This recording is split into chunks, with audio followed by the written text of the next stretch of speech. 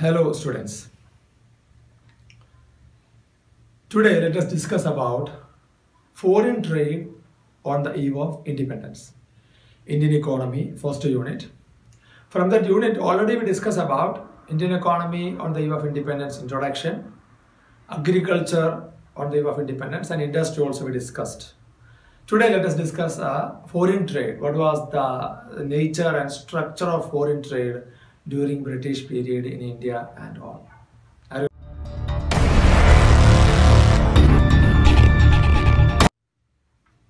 Welcome back to the class.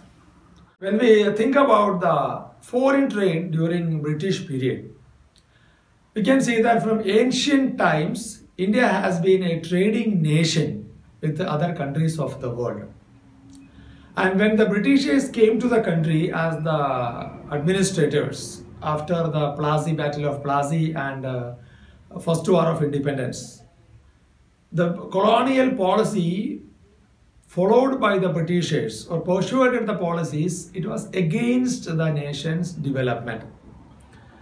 When we study the concept in detail, we can see that the restrictive policy of the Britishers on the production of commodities means the qualitative restrictions, the quantitative restrictions on the commodity. It created, or we can say it adversely affected the structure, composition and volume of foreign trade in India. The policies of the Britishers actually affected the foreign trade matters of our nation, its structure, its composition and the volume, the quantity of the commodities. Consequently, we know that India became mere the exporter of raw materials from this country to foreign Britain and the importer of finished goods from Britain to India. Means only merely an exporter and importer. So exporter we mean basically sugar, jute, wool, cotton, etc. Indigo also. Britishers forced the commercialization of agriculture. We discussed that the nature of indigo cultivation and all. So all these things from India we exported to Britain, and we imported the goods produced, finished goods produced in Britain in the form of cotton clothes, jute clothing, silk and other bangles and all, made up of this glass and all, and few little amount of capital goods for the development of our nation. So we can say India became mere exporter of raw materials and importer of finished goods, means they converted India as the market for the British products. Understood? So this topic already we discussed before, the industrial matter, that's only. Okay.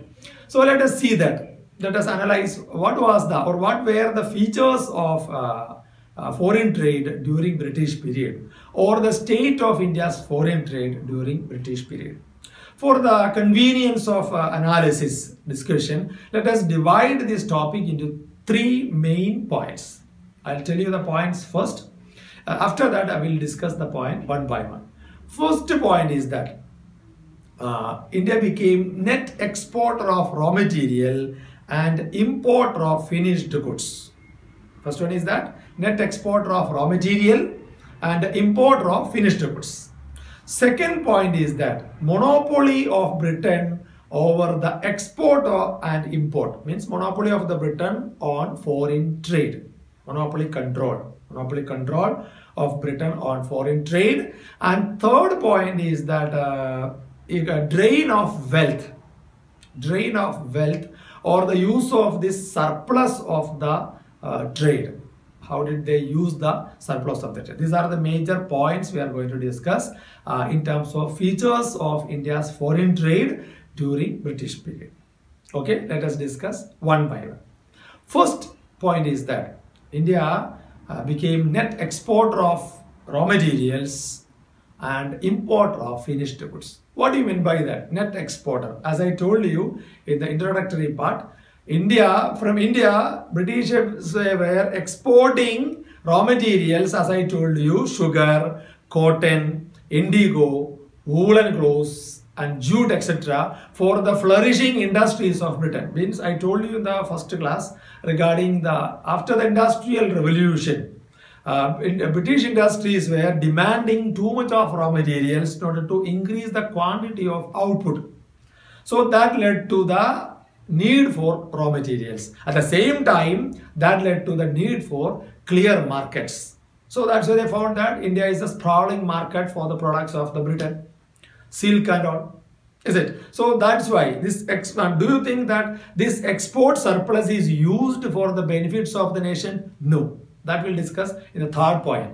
And during the independence period, around 31% of the total imports were from Britain. Imports of, food grains, not the capital goods industries. And exactly if we are saying during 1947, around 3 million tons of food grains, we were exported from Britain to India. Means the shortage of food grains were there in our country. Is it? And that also, even if food grains was there also, they did not supply the food grains for the people. That's why the Bengal famine and all. Do you think that Bengal famine is due to the shortage of food grains production? No. No. The granaries of the Britain in India, it were fully filled. The granaries were filled with the food grains. They were hoarding the food grains instead of distributing those food grains in India. Is it? That's one thing. And we faced the shortage of food grains, foodstuffs, essential goods, kerosene and all. All the things shortage were there for the commodities in India. That's why. And second thing, we were importing jute cloth, cotton clothings, silk clothes, bangles made from glasses and all, chocolates, such things we were importing from Britain.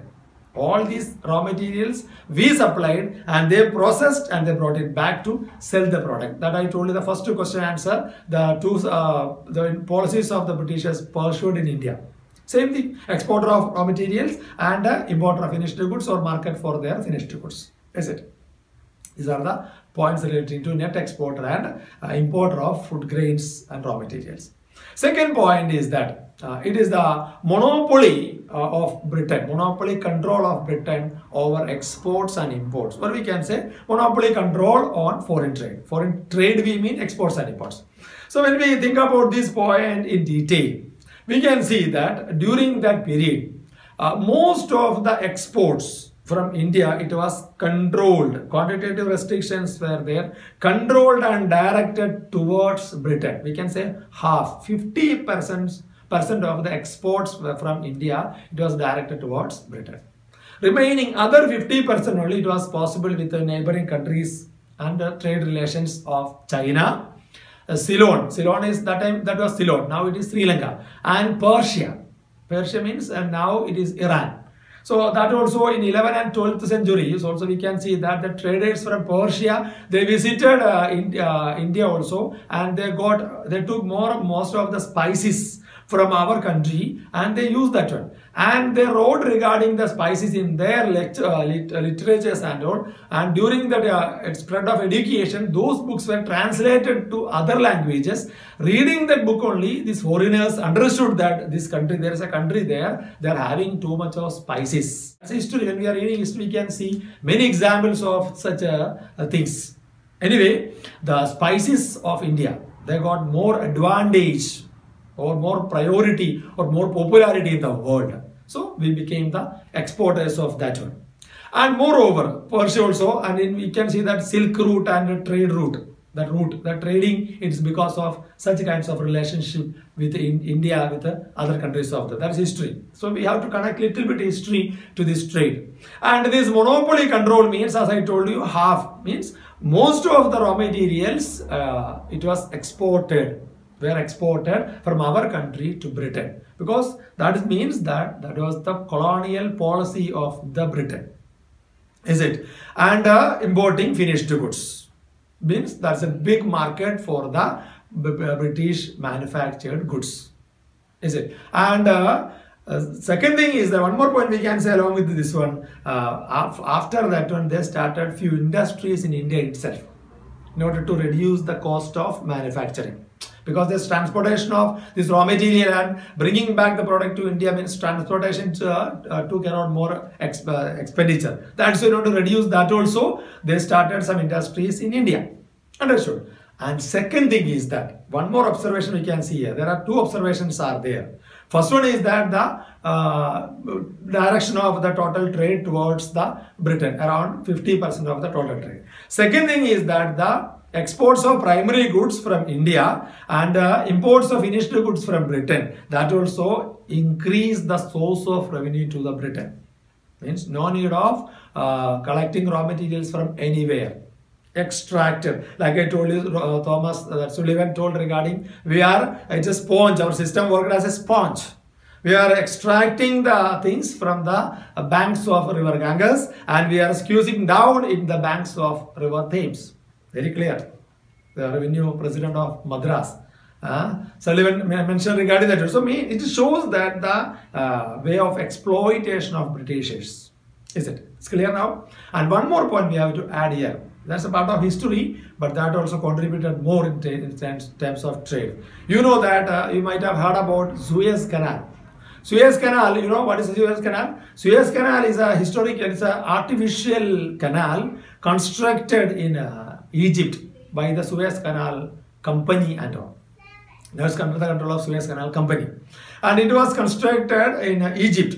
And who's the architect? You know, you might have learned that in your class 10th history regarding Ferdinand de Lesseps and Alois Negrete. Alois Negrete is not there in our history. Ferdinand is there. When we study the Madras, Bombay, and some city, France and cities, their city construction and all, you might have learned that Ferdinand de Lesseps, very good architect. According under his control only, this Suez Canal was constructed.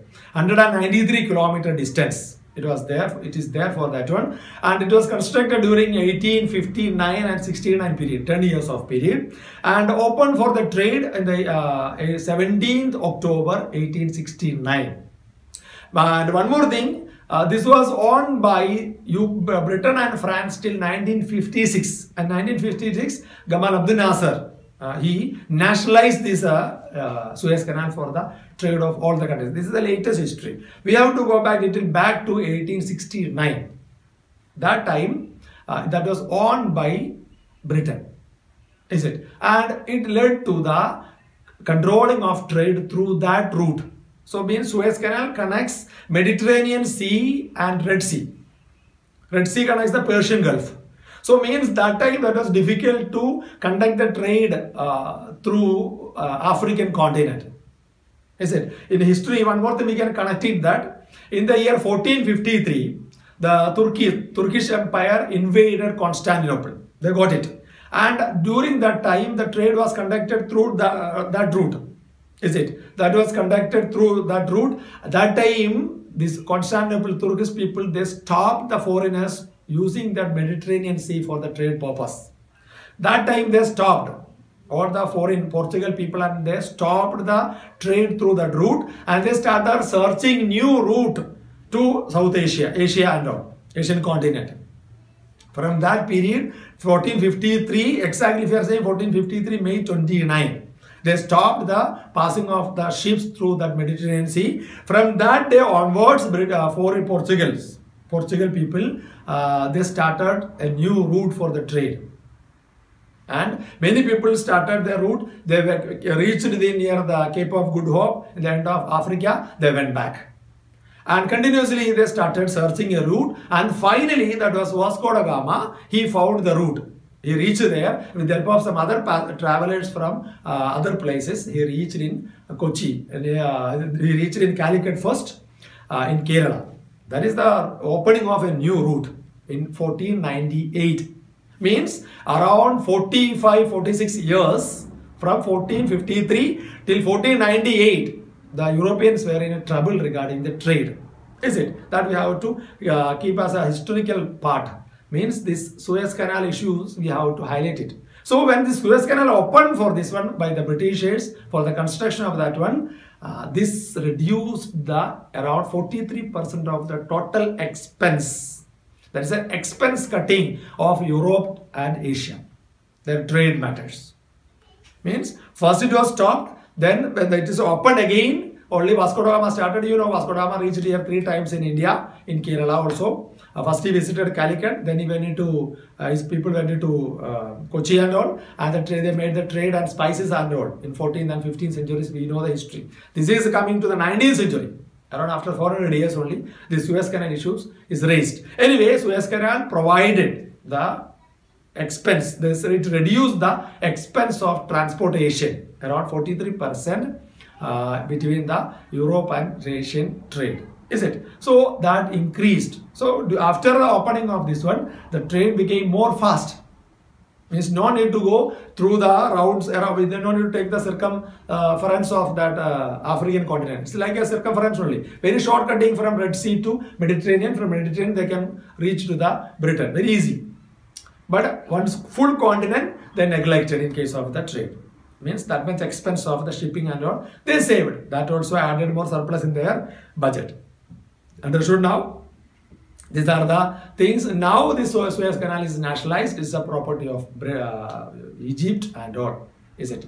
These are the matters related, and it's controlled by Suez Canal Authority, SCA. Anyway, these are the main matters, and it is connected the Port Said of Mediterranean Sea with the Suez Canal. Port Said, Isthmus Suez. It is known as Isthmus Suez and all. So connecting the 2 ports, and it's only a natural, I told you, an artificial canal having the length of 193 kilometer. 193 kilometer. Okay. So that is the second part, monopoly control of the trade using all these possibilities and all. Third point is that drain of wealth or surplus of the trade. Surplus of the trade used for the benefits of Britain, not for the benefits of India. So when we think about this drain of wealth, means a snatching of wealth. Whatever be the trade situations through this export of raw material, import of finished goods, and expense saved through the Suez Canal route and all these surplus, the Britishers used mainly for 3 purposes that we have to discuss. That's from there we can see the policy matters of Britain and the development of the their home country and all. First one is that this surplus money or surplus amount or surplus they used for the payments for the expenses incurred on the setting up of their offices in India. Expenses for the setting up of, means the administrative expenses of the Britain. Setting up of the offices, administrative offices, governor's offices, viceroy's offices, all these governor general and viceroy, we know that the difference. So all these administrative expense were met through from the expense of this amount of this surplus. They did not spend any penny for the expense of the nation or the development of India as it is. Understood? Second point is that the surplus they used for the payments of war expenses. Even if they charge money from the other party also, this surplus they used for meeting the expense of war by the British government against the petty kingdoms of India. I told you around 500 plus petty kingdoms were in India. Is it? So they use the money for the war expenses. And third element also there, for the payment of invisible items from Britain. Invisible items means viceroys, they brought engineers, many of the officials, invisible items. Visible items means in the form of goods. We can see with our physical eyesight, means we can touch, it's a tangible. Invisible means we cannot touch that one, but we can enjoy. A service of a teacher, it's an invisible item. But the chalk piece used by the teacher is a visible item. So in such a way, for the invisible items means for the smooth running of the administrative matters of the Britain, they brought majority of the officials from Britain, engineers, then supervisors, organizers. So all these expenses were met from this surplus. They did not spend anything for the development of India as it is. Is it? Because of all these 3 reasons, our economy, our resource drained. Drain means shrinked. came down. And this was pointed by Dadabhai Naoroji when he conducted the estimation of national income in India. Is it? So these are the three major points relating to the states of Indian foreign trade during British period. Let us sum up once again. First point is that India became the net exporter of raw material and importer of finished goods from Britain and to Britain also. Second point, monopoly control on foreign trade or monopoly control on exports and imports. Third point is that drain of wealth of our nation. These are the three major points relating to the states of India's foreign trade during British period. Hope you enjoyed the class. Tomorrow I'll come with a new topic. Thank you.